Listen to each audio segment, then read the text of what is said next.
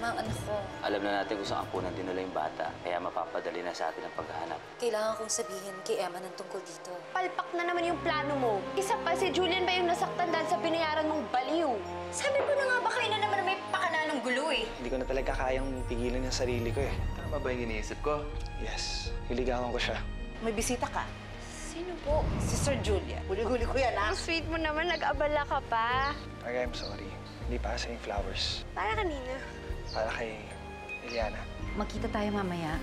Meron akong importanteng sasabihin sa'yo. Sige, darating ako. Sundan mo kaya yung asawa mo bago pa mahuli. Kasi malay mo, may tinatagpong iba. Napaamin ko sila, Emma. Buhay nga ang anak natin. Ang ako ko sa'yo, tutulungan kitang hanapin ang bata. Ito ba ang mahalaga mong aasikasuhin? Ang pakikipaglandian kay Isabel? Hindi lahat ng bagay tungkol sa'yo, Nora. Malandi ka! Hindi ako naniniwala wala kang relasyon ng asawa ko! Wala kaming relasyon. Pinag-uusapan namin ang naging anak namin. Anak? May anak kayo ni Isabel? Oo, may anak kami na Isabel.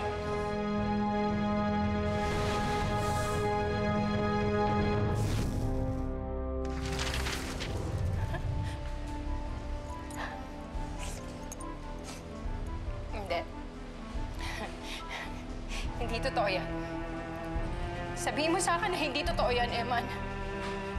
Sabihin mo sa akin na wala kang anak dyan sa babaeng yan! Maniwala ka sa akin. Hindi totoo yan! Walang iya kayo! Manluloko kayo! Mga sinungaling kayo! Eman, please, iuwi mo na ang asawa mo. Ito na kayo mag-usap. Sige na. Bakit? Nahihiya kayo? Ha? Nahihiya kayo? Mas nahihiya kayo dito sa mga to dahil pareho kayo may asawa tapos niloloko niyo pareho! Mga nahihiya kayo! Mga sinungaling!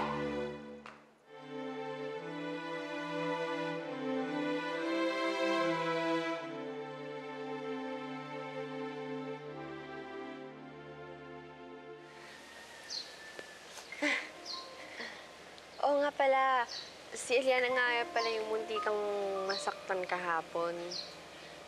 Sige maiwan ka na lang muna kayong dalawa. Eliana, ikaw na bahala kay Julian, ah. Sige. Eliana, para sa'yo nga pala. Para sa akin? Yeah, take it. Gusto mo, ha? Salamat, ah. Ikaw na ngayon na-aksidente, ako pa yung niregaluhan mo. Tsaka anong ginagawa mo dito? Di ba dapat nagpapahinga ka na? May gusto kasi akong sabihin sa'yo. And di ko na kasi kayang tiisin pa eh.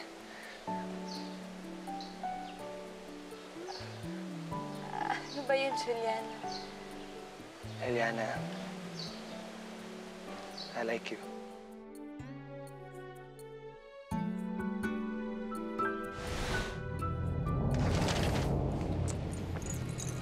Paano kayo nagkaanak ni Isabel?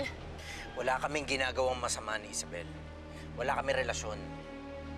Nora, mula na naging mag-asawa tayo, wala akong naging ibang babae. Nabuntis si Isabel bago pa tayo naging mag-asawa. Labas tayo. Labas ang pagiging mag-asawa natin sa problema namin ni Isabel. Wala akong pakialam! Kaya before or after tayo kinasal, may anak pa rin kayo! Hindi ko kaya tanggapin, Eman! Hindi ko kaya! Hindi pwede! Maliwanag, may anak kami ni Isabel. At hahanapin namin ang bata. Kung yan, hindi mo matanggap, mas mabuti pa maghiwalay na lang tayo.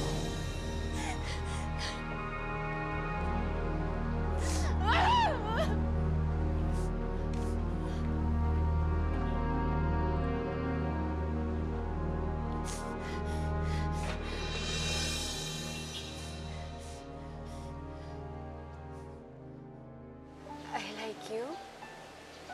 Yeah. I like you. Kung pwede sana, payagan mo ako na ligawan kita. Ligawan? Yung bibisitahin kita, magdi-date tayo. Date? Yung para makita mo na sincere talaga ako sa sinasabi ko sa'yo para mas makilala mo ako, makilala kita. At sana, magustuhan mo rin ako.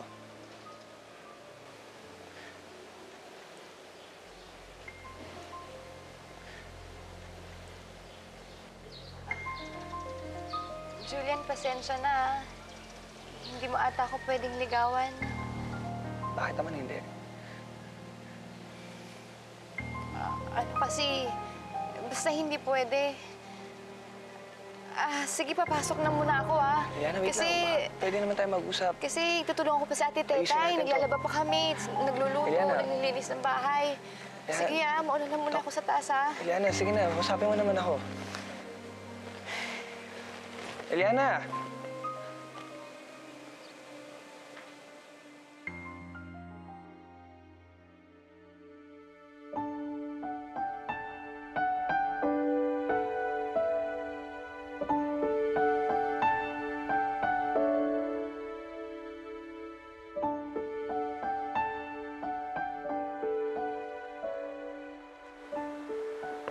So,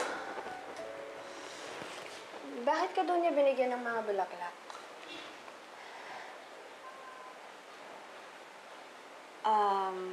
Ano ba sabi niya sa'yo? Bakit ka niya pinunta dito? Nanliligaw ba siya sa'yo? Hindi, Marga. Dumalaw lang siya bilang kaibigan. Ano ka ba? Sa tingin mo maniniwala ako doon? Wala namang dumadalo ng nagbibigay ng bulaklak nang walang ibang intensyon eh. Ano? Sabihin mo ba? Siguro naman by now, alam mo na kung paano ako magalit. Marga, kahit anong pilit mo, wala akong sasabihin. Nakakamusta lang siya bilang kaibigan. Sige.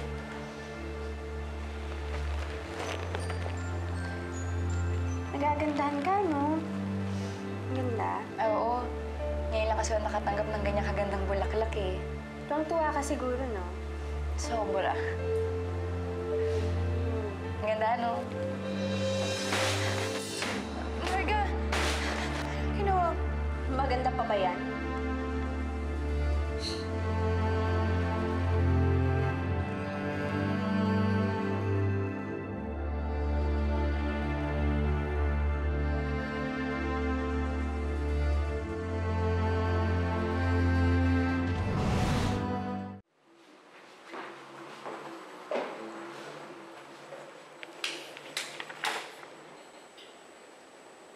Oh, ba't ganyan mukha mo? Kala ko mas magandang feeling pag nakapagtapat ka sa babae na gusto mo. Hindi pumayag si Elian na ligawan ko siya. Bakit daw? Hindi niya sinabing reason eh, pero I have a big feeling dahil kay Marga yun. Well, if that's a reason, di mo talaga masisisi si Eliana. She has to take Marga into consideration kasi doon siya nakatira eh. Diba? Sabi ko naman sa'yo, mahirap yung pinapasok mo. Hindi ako susuko, Tito. If I have to talk to Marga, I'll do it. I won't back down on this. Iligawan ko si Eliana no matter what. Ay, naku! Ang sweet talaga ni Sir Julian. Biruin mo, kahit kagagaling niya pa lang sa ospital, abay dinalaw ka kaagad. Uy, anong sinabi niya sa'yo? Anong napag-usapan niyo? Ang sabi niya po, gusto daw po niya akong ligawan. Ay, naku! Kita mo na nga ba? Sabi ko na nga ba eh, matindi ang tamang sa'yo ni Sir Julian eh. Pero teka lang, bakit pa parang sa lahat ng gustong ligawan, ikaw tong malungkot? May problema ba?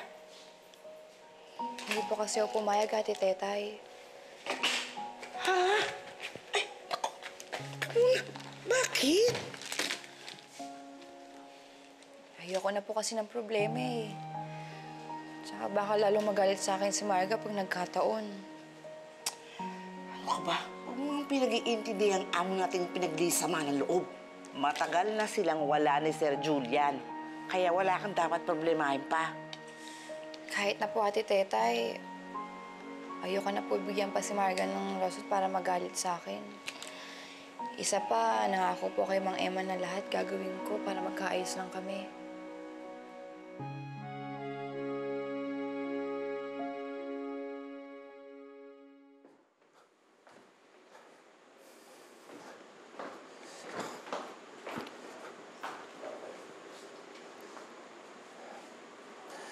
Mukhang hindi maganda lakad mo, ah. Saan ka ba galing? Sinabi ko na kay Emma ng totoo, Basti. Sinabi ko naman sa'yo tungkol sa nararamdaman ko dyan, di ba? Basti, kaya nga hindi na kita sinama kanina. Sa ayaw at sa gusto natin, may anak kaming dalawa ni Eman. At may karapatan siyang malaman ng totoo. Tsaka, si Nora, alam niya nang tungkol sa anak namin ni Eman. Anong sabi niya? Ayun, wala siya sa restaurant. Yan ba sinasabi ko sa'yo? At tayo mo makinig sa akin. Makikisali pa yung Norang yan dahil may connection ka pa kay Eman. Hindi ko naman mapipigilan si Eman, Basti. Dahil siya mismo, gusto niyang hanapin ang anak namin. Kung gusto niya maghanap, edi maghanap siya mag-isa niya. Isabel, ako na lang sasama sa'yo sa paghanap sa bata. Sa anak mo. Sa anak natin.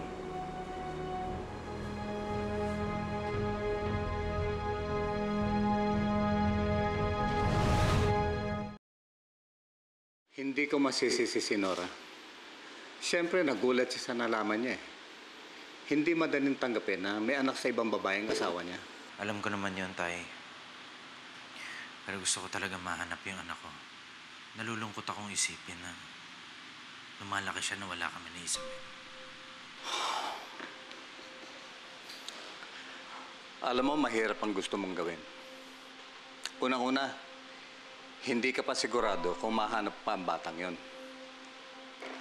At ang isa pa, tiyak na pagmumulan nyo ng away sa pagitan ninyo ng asawa mo. Kaya sa tingin ko, kailangan mo nang mamili. Sa pamilyang kasama mo ngayon, o sa anak nyo na Isabel na parte na ng nakaraan mo. Siya nga pala, may ba tayo? Ano nangyari kay Eliana? Nagulat na lamang ako na balita ko itong balita ko. Hindi naman siya nasaktan, Tay. Pero gusto ko rin malaman kung sino may kasalanan. Ayaw lang ni Nora lumaki pa yung problema. May punto naman ang asawa mo. Makaka-apekto sa negosyo ang nangyari. Buti lang, ligtas si Eliana. Ready na yung mga balat ng ahas na pinahanda mo. Sir, ito na. Halika. Yung inutos niya. Doon mo lagay. Sige. Sir, dito na lang. Sa mga... Oo, dyan lang.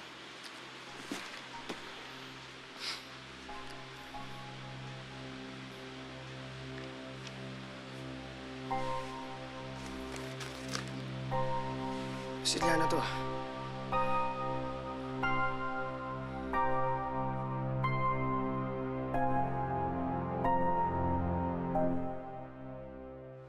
Alam mo, buwisit talaga sa buhay ko yung Eliana na yan.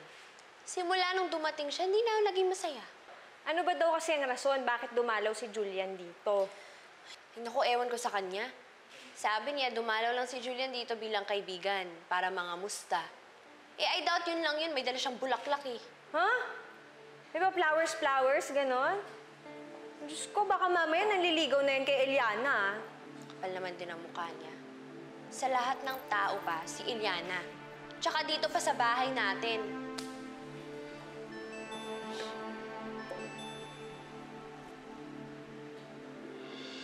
Si Julian. Oh, teka bakit? Ano nangyayari? Tito, gusto niya makipagkita sa akin. Bakit? Pwede ko ba hiramin driver mo? Sige na, mabilis lang naman eh. Makikipagkita lang ako sa kanya. Wow, bilib naman ako sa speeching mo, ah. Talagang bilis, ha? Pag ganun-ganun lang. Tingin na. Oh, baby girl. Tingin na. Ay, naku, baby girl. Sige na. Thank you. Hindi naman kita matitiis, eh. Sige na, grabe ka. Uy! Hi, Mami. Bye, Mami. Love you.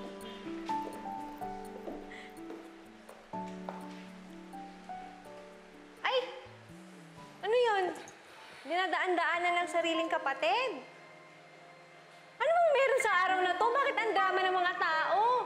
Sawi ka ba? Ano nangyari sa mukha mo? Bakit ganyan parang isang bakol? Anong problema mo? May anak si Eman kay Isabel, pero nawawala daw. Anong sabi mo? Ano? May anak si Eman kay Isabel, pero nawawala. Anong nangyari? Parang ang kinakatakutan natin dito magkabalikan sila. Tapos pagkatapos nun, ganyan. May anak? Anong gagawin mo? Hindi ko alam.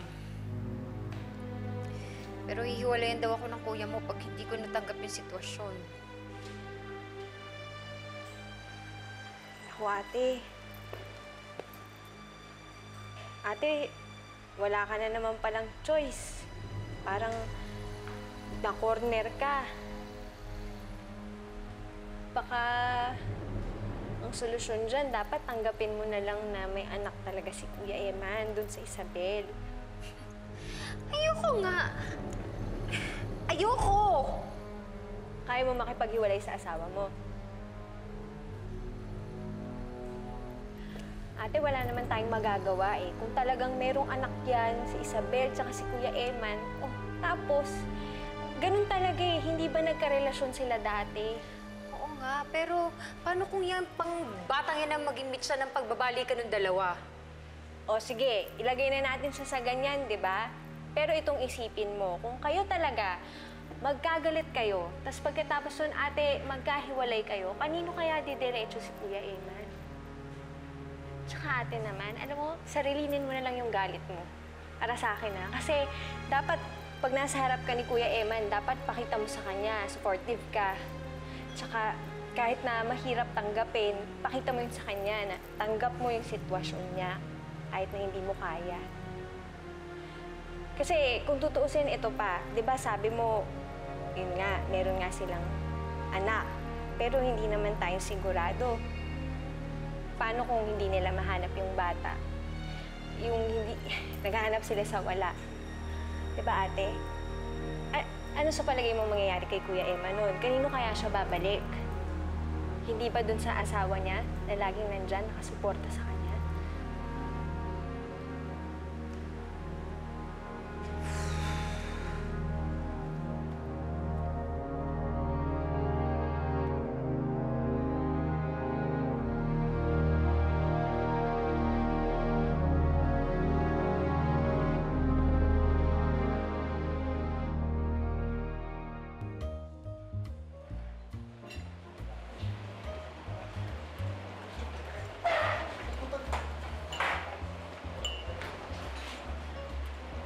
Julian! Marga! Hi! Hi. Hello. Have a seat. Ay, sige. Yeah. So, what's up? No, you know what? Look, Julian. Alam ko marami na tayong naging problema sa past, but can we just leave that behind? I promise you, I can change. I can change for you. Marga, I'm sorry, pero hindi yun yung reason kung bakit kita pinapunta dito. So, what's the reason, Julian? Huwag mo sabihin si Liana na naman. The truth is, yun ang gusto kong pag-usapan, Marga. What about her? Again? Ano na naman? Marga, di ba matagal na tayo magkakilala bago pa naging tayo, and the last thing that I want to do is to hurt you. You know, just go straight to your point, please.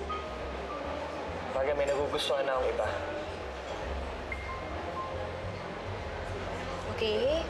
Ano naman connection nun kay Liana? Marga, gusto ko si Eliana.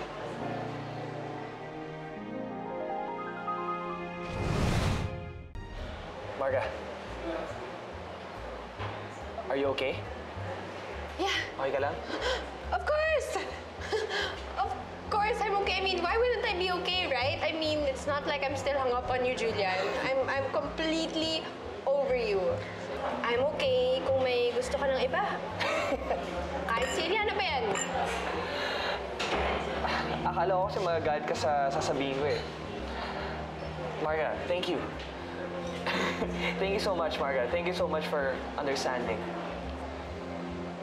Yeah, of course. I mean, para saan pa yung pinagsamahan natin if we can't turn it into friendship? Last, buti na lang. At least ngayon, pwede ko na tuloy yung plano ko. Plano? Anong plano? Gusto kong ligawan si Eliana. Well, actually, nasabi ko na sa kanya. Pero, humindi siya dahil alam ko it's because of you. Plus, sa isang bahay lang kayo nakatira, di ba? So, naisip ako magpaalam muna sa'yo. Okay lang naman sa'yo, di ba? It's okay for you. Yeah. Magkaibigan naman tayo ngayon. Yeah. Good. Init, no? Oh, it's so hot here.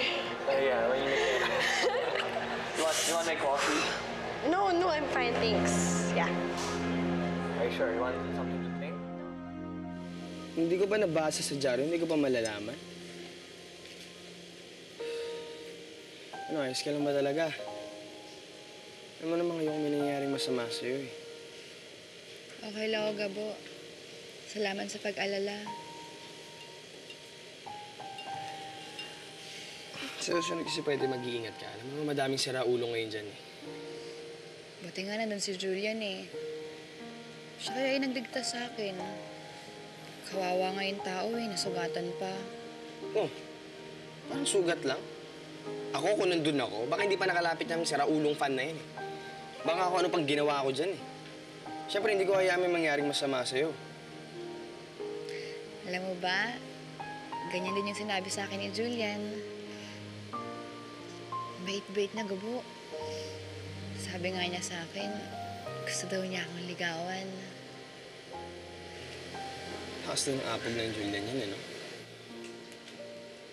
Ang sabi niya, niligawan ka daw niya? Ano sabi mo? Sabi ko, hindi pwede. Uy, di tama! Sus!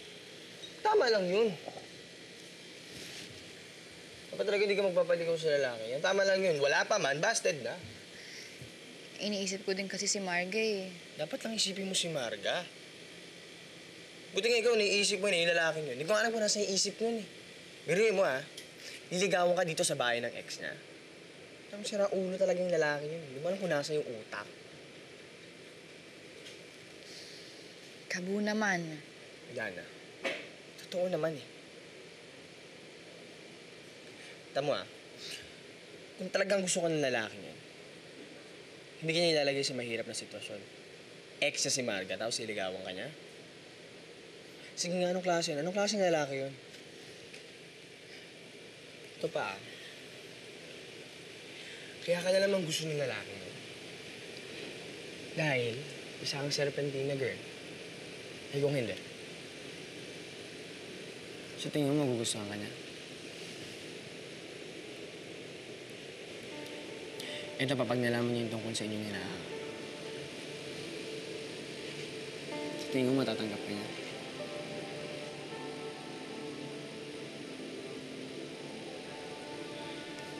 Alam mo, buti nga, hindi mo sinagot yung lalaking yan. Ang dami-daming iba dyan. Ang daming iba dyan na para sa'yo. Dapat yung para sa'yo yung tanggap ka ng buong buo. Buong buo. Yung lalaking mamahalin ka. Tatanggapin ka kahit sino ka man.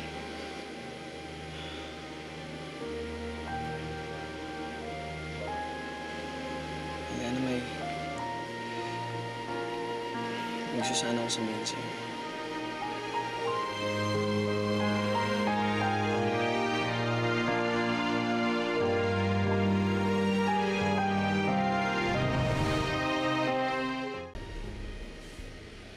Kasi ano eh, tagal ko nang gusto sabihin sa'yo ito eh. Ngayon lang ako nagkaroon ng lakas ng loob.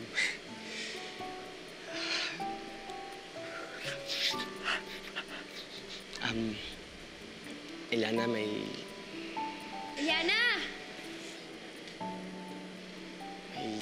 Eliana, kasama ko si Julian. Bibisitahin ka daw niya. Marga, okay. Okay, relax. Ano ka ba? Okay lang sa akin. Julian. Eliana, nag-usap na kayo ni Marga. Bati na kami. Oh, paano yan? Iwan ko muna kayong dalawa. You guys need to talk.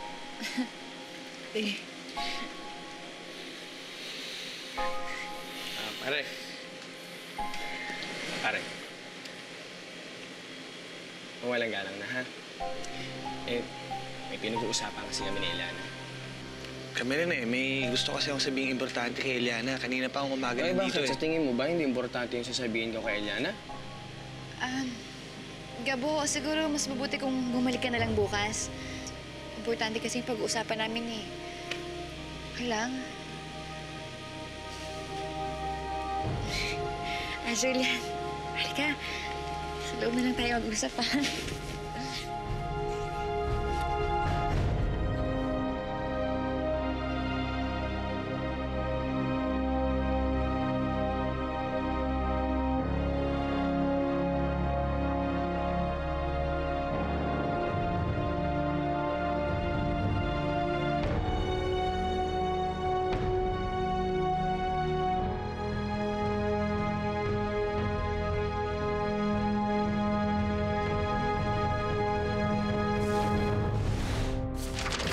Pag-uwi natin bukas, makakasama ko na ang anak ko. Alam kong ayaw mo na kaming kausapin ng mama mo ngayon. Pero ibukas mo pa rin ang isipan mo sa posibilidad na hindi mo na makikita ang anak mo. Handa akong tanggapin ang anak niyo ni Isabel. Matagal na rin naman nangyari yun. Masaya ako. Tanggap mo naman pala yung sitwasyon ko. Ikaw ang destiny ko. Paano pag may nalaman kang kakaiba tungkol sa akin? Sabihin ko na ito eh. Ewan ko lang kung matatanggap mo si Eliana sa sikreto niya. Marga, kailangan mo malaman to. Naging nobya ko si Isabel. Kailan ko lang nalaman na meron pala kaming anak. At napagkasunduan namin, nahahanapin namin yung batang niya. Ayoko nga! Ayoko magkapatid, ma! Ginagawa mo dito? Sasama ako sa paghahanap ng anak namin. Hindi ka naman makakatulong sa amin sa paghahanap. Kung gusto mo, ikaw na lang maghanap, wag isa mo. Wala sa iyo ang desisyon kung gusto kong sumama. Anak namin ni Isabel ang pinag-uusapan dito. Ano pa gusto mo palabasin? Basti, Kayong may karapatan at ako wala?